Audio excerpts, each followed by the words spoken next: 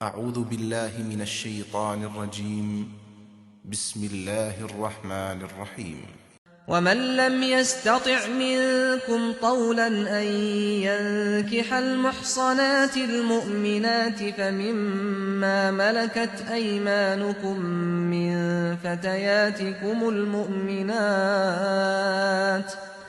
والله أعلم بإيمانكم بعضكم من بعض فانكحوهن بإذن أهلهن وآتوهن أجورهن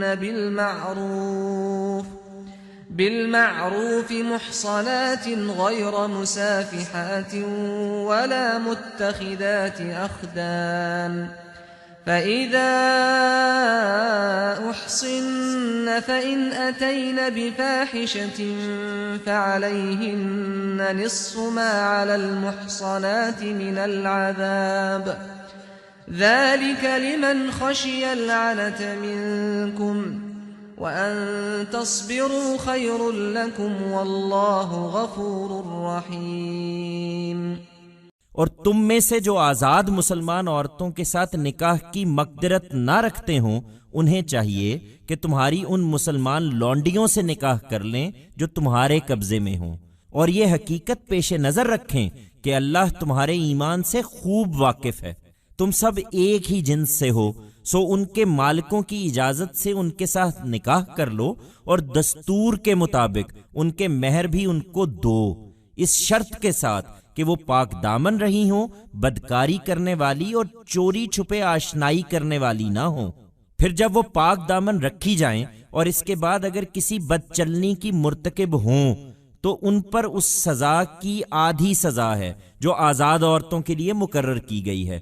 نکاح کی یہ اجازت تم میں سے ان لوگوں کے لیے ہے جنہیں گناہ میں پڑ جانے کا اندیشہ ہو، ورنہ صبر کرو تو یہ تمہارے لیے بہتر ہے، اور مطمئن رہو کہ احتیاط کے باوجود کوئی غلطی ہو جاتی ہے تو اللہ بخشنے والا ہے، اس کی شفقت ابدی ہے۔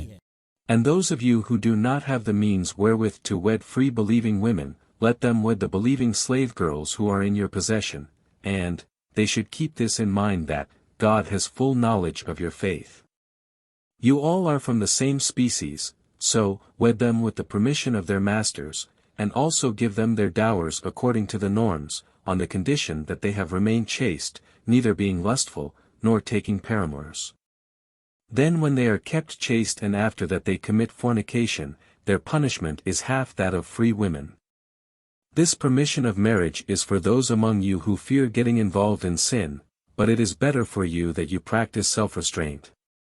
And rest assured that if in spite of exercising caution, you make a mistake, God is forgiving, ever merciful.